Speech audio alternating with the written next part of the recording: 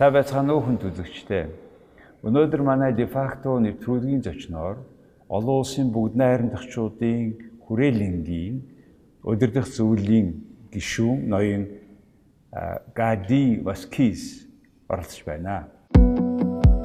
Gaddi Vasquez Бүгд Найрамдахчуудын Олон Улсын Хүрээлэн Удирдах зөвлөлийн гишүүн. Gaddi Vasquez нь Америкийн нэгдсэн улсын Калифорни мужийн Санта Ана коллеж, Редландын их сургуулийг төгсжээ. Тэрээр Калифорни мужийн Оранж Каунтид цагдаагийн офицероор ажлын гараагаа эхэлж, хот муж улсын хэмжээнд нийтийн албанд 29 жил ажилласан бөгөөд нэгдсэн улсны байгууллагын хүнс үдэ аж ахуйн байгууллага энх тайвны корпусын захирал зэрэг албан тушаалыг хашиж байсан. Gaddi Vasquez 2018 оноос Бүгд Найрамдахчуудын Олон Улсын Хүрээлэнгийн Удирдах зөвлөлийн гишүүнээр сонгогдсон ажиллаж байна.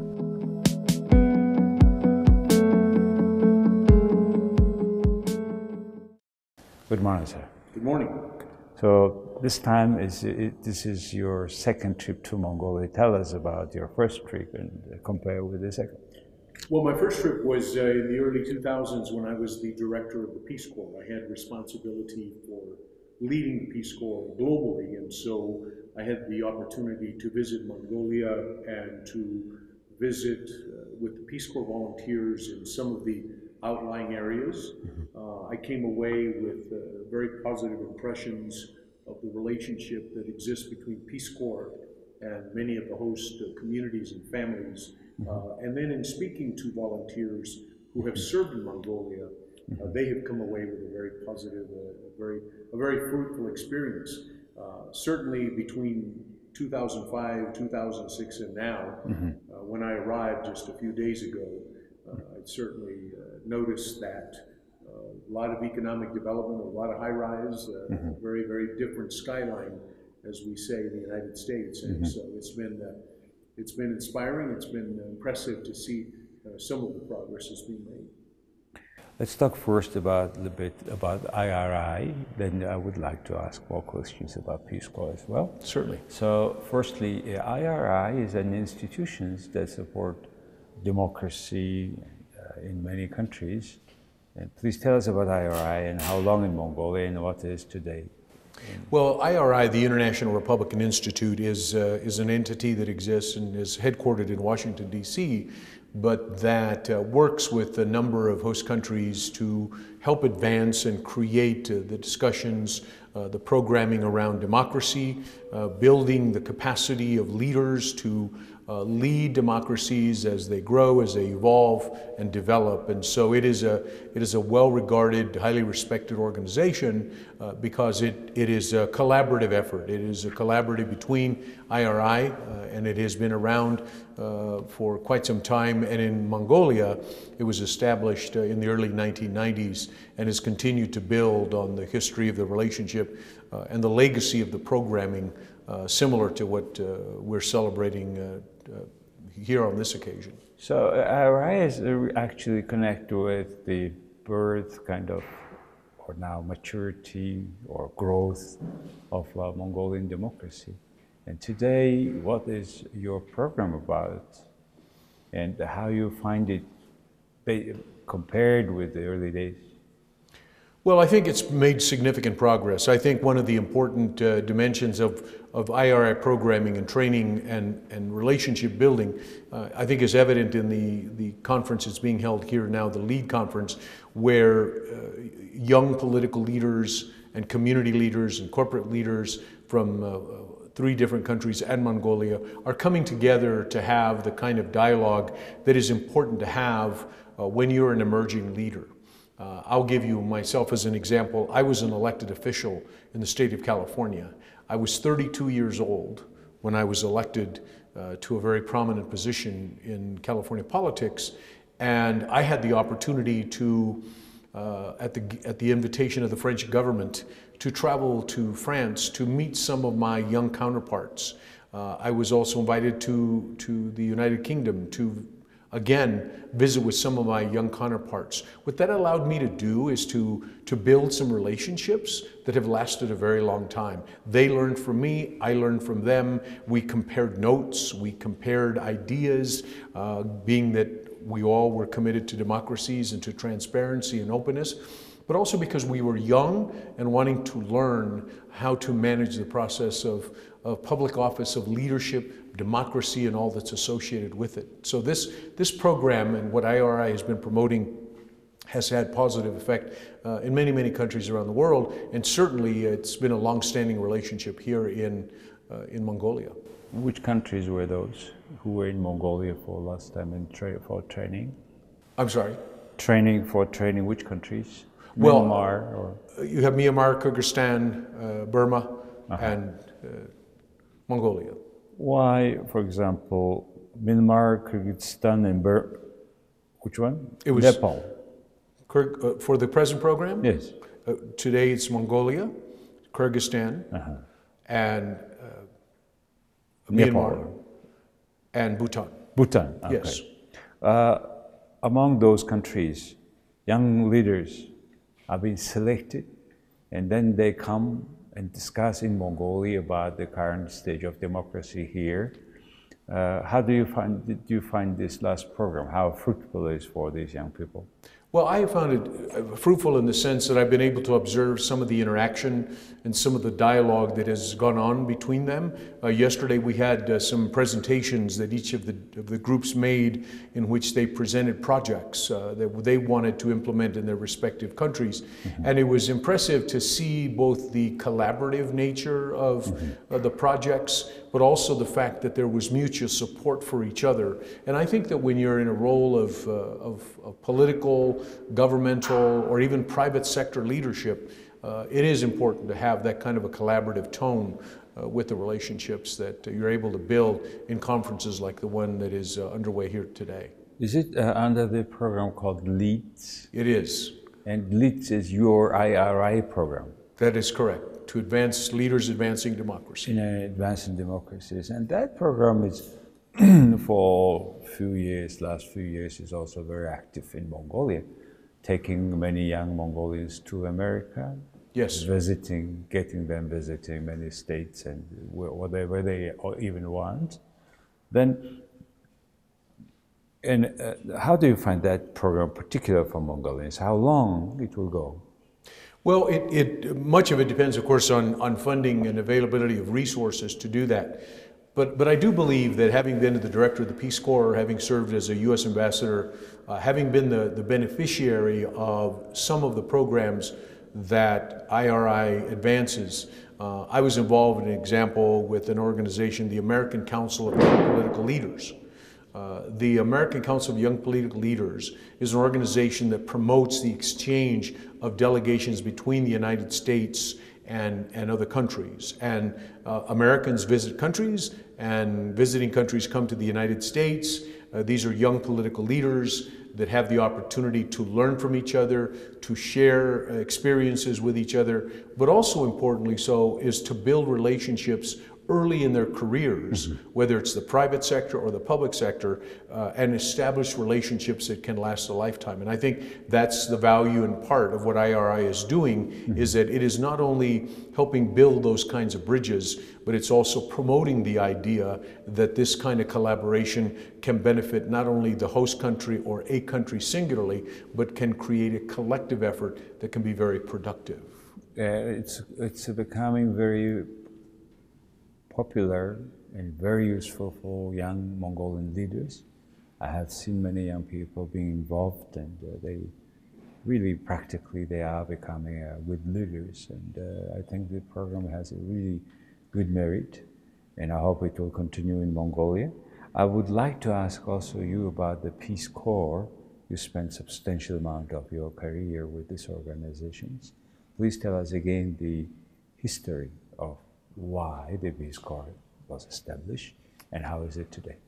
In 1961, President John Kennedy had a vision that there should be a means by which the United States and Americans could go overseas to promote peace, friendship, understanding between Americans and people of the world.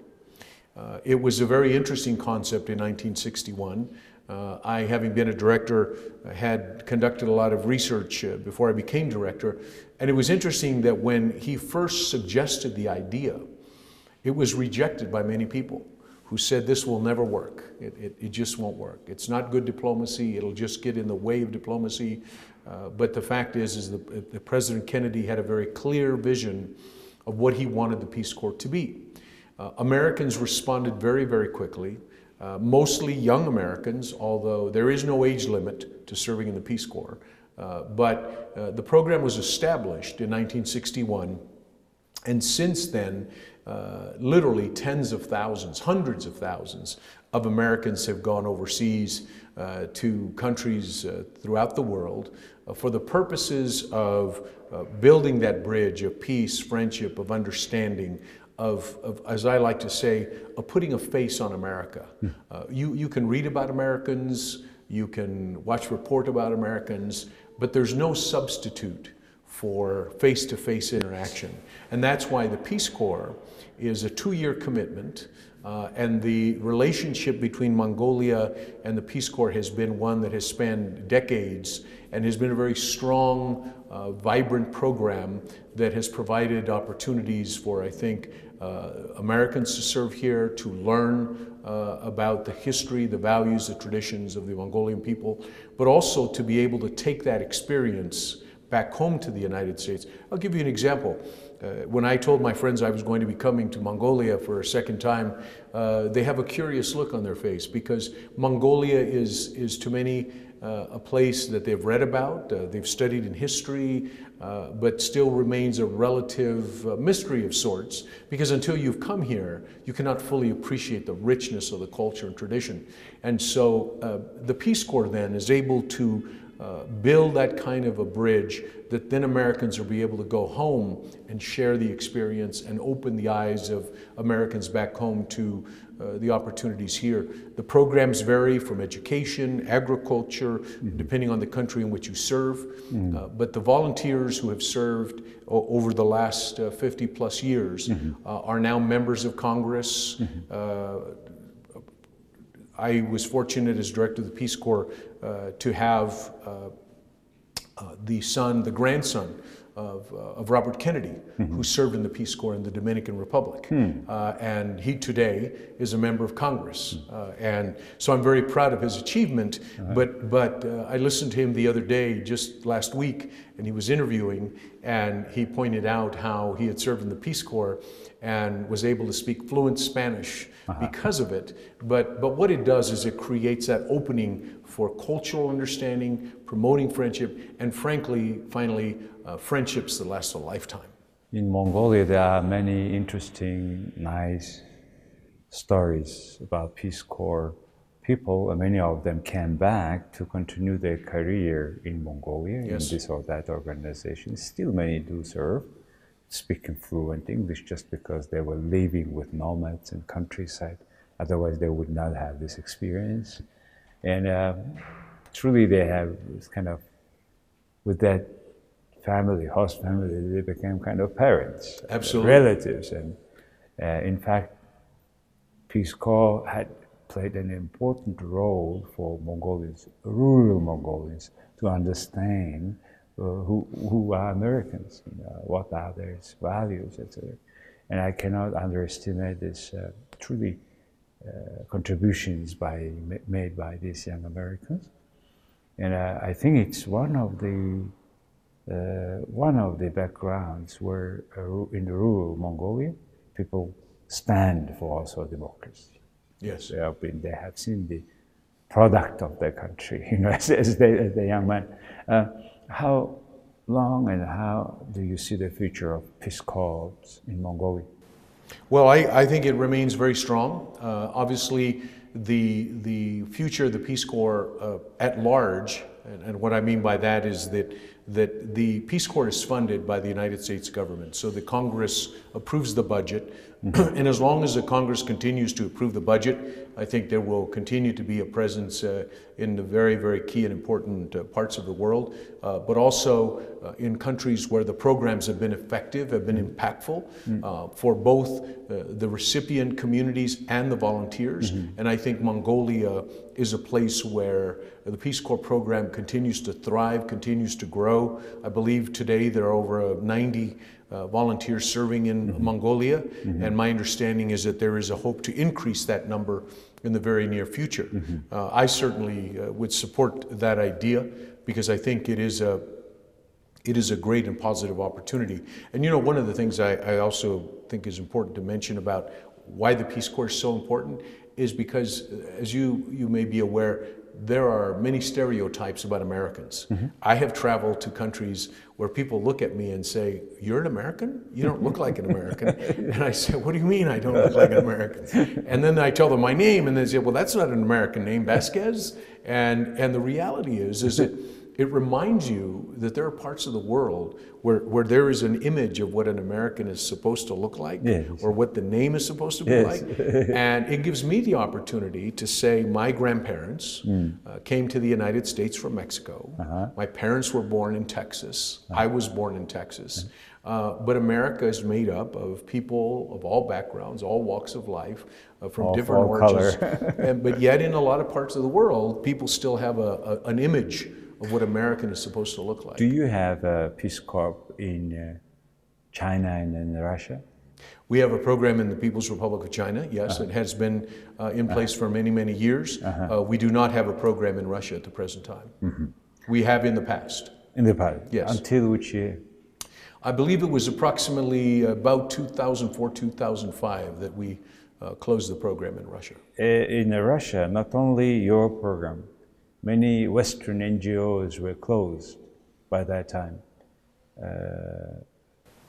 In Russia, they find what you American NGOs doing is something is against establishment kind of finding. Would you agree? Well, I think the first criteria for the Peace Corps in any country, and it is a principle that we've held to very firmly, is that the Peace Corps will serve in countries where the host countries both invite the Peace Corps to have a program and will stay as long as the host country is inviting of the program. And I say that's important because there are many countries that would like to have Peace Corps that are still waiting to have a Peace Corps program. So the definition of programming, the definition of how long we stay in a country is based on how long a host country wants to have a Peace Corps. willing to have. And that's their decision. Now let's talk a bit about the United Nations. You have been with George Bush, right? The senior Bush. With George W. Bush as George W. Yes. Bush. What kind of functions you were serving? I served on two federal commissions for President George Herbert Walker Bush, and then I served as director of the Peace Corps under President George W. Bush. And then from 2006 to 2009, I served as a U.S. ambassador to the UN agencies in Rome, Italy. UN agencies in Rome. What kind of agencies are in Rome? The principal agencies that I had as part of my responsibility was the World Food Program, the International Fund for Agricultural Development, and the Food and Agriculture Organization, commonly known in many circles as the FAO. And yet you have recently, I understand, not much financing FAO on your side and the American side. What's happening? Well, actually, the United States remains very engaged with the FAO. An American is currently the head of the World Food Program. I think that one of the key issues or areas of opportunity is to ensure that the investment of dollars that are being made are being used strategically. One of the goals or the goals of those three agencies is to help eradicate world hunger, to help eradicate disease and poverty in the world, and that can manifest itself in a variety of ways. The World Food Program is well established and well known for responding to natural disasters and calamity where refugees and people, families, children suffer the consequences of conflicts, of natural disasters and other forms of disasters that occur. The Food and Agriculture Organization is the organization that really has the chief responsibility for making sure that there is a strategy that hopefully ultimately results in increased productivity of agriculture and food product for the world, and hopefully in time be able to eradicate food insecurity and world hunger.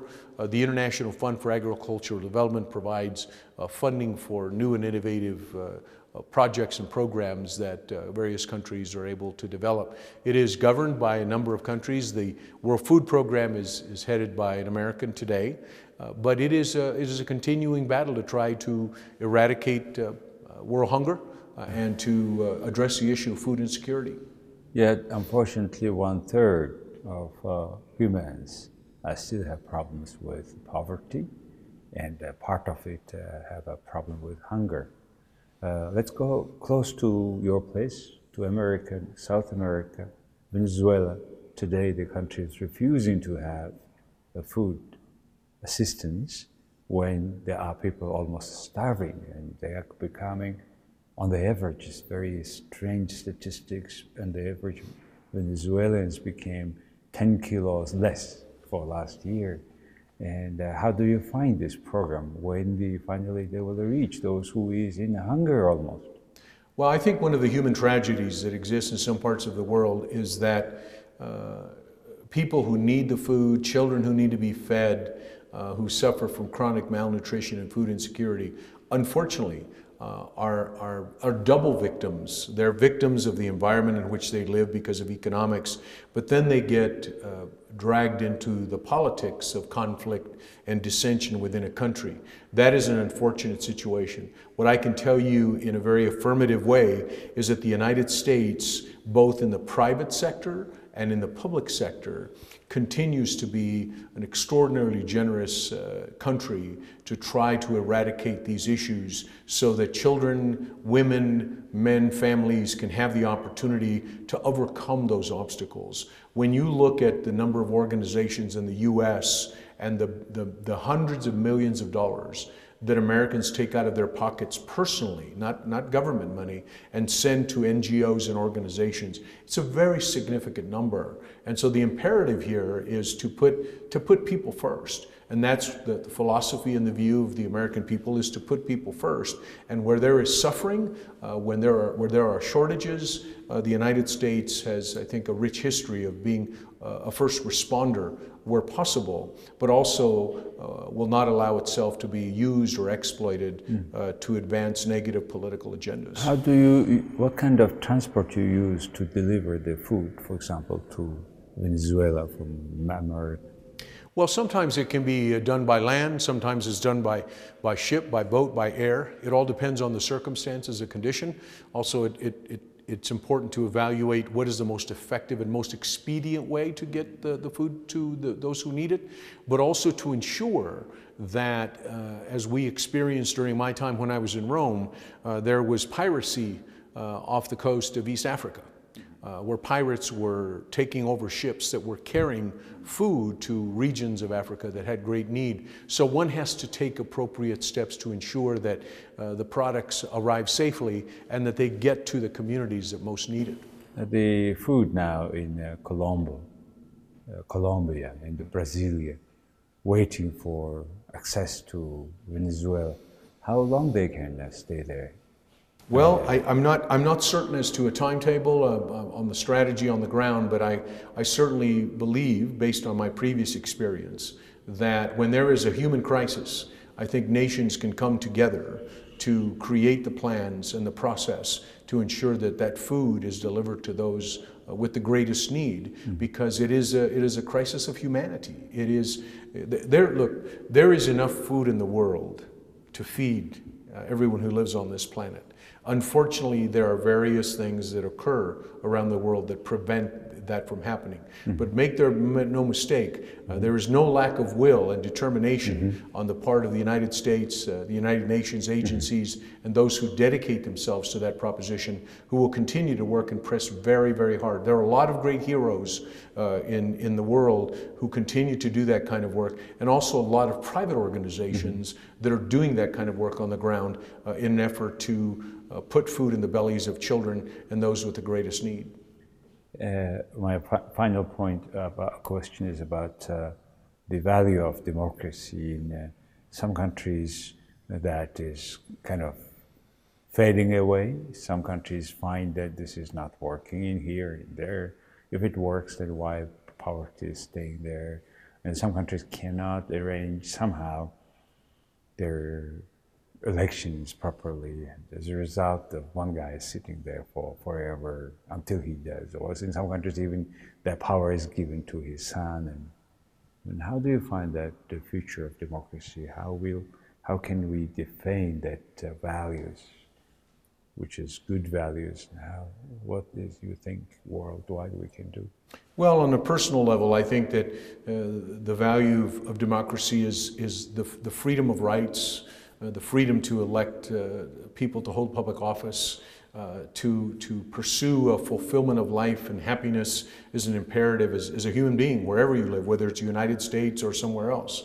I think it's imperative that those of us who believe in democracies and believe in the right of people to vote, to participate in their government, to have a government that is transparent, that is open to the public, it is critically important that we continue to advance those messages, that we collaborate with countries that share the same common values, but also that in the process we build what I call the capacity of leadership within countries, particularly countries with young populations that are emerging, as we are doing here in Mongolia during these few days, as we bring these young leaders together so that they can build relationships, but also exchange ideas, proposals, concepts that will hopefully translate into good governance in their respective countries and perhaps together build a stronger, more vibrant region.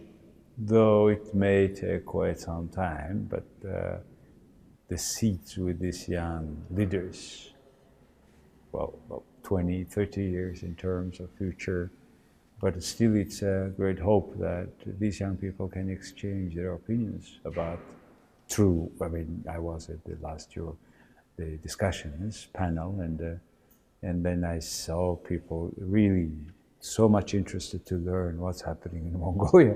So that was very inspiring and encouraging. I think this is a great program, and I would like to thank you for visiting Mongolia for this program and to see again back Mongolia. And it's an endless battle, but we should go forward every day, which Mongolia does, in spite of all the problems. So I would like to thank IRA for the wonderful jobs you did in Mongolia, doing in Mongolia. You have a great guys here, so thank you very much, sir. Well, I thank you. I leave the country with great inspiration in celebrating what I've seen in the days that I have been here, and I remain very, very hopeful that the leaders that I've met over the last few days will be great leaders in the future. Thank you, sir. Pleasure. За, хүнд үзэгчдээ, өнөөдөр манай Defacto нэвтрүүлгийн зочноор Америкийн нэгдсэн улсын Бүгд Найрамдахчуудын институт гэж байдаг. Түүний тууцын гишүүн ноён Gaddi Vasquez оролцлоо. Баярлалаа.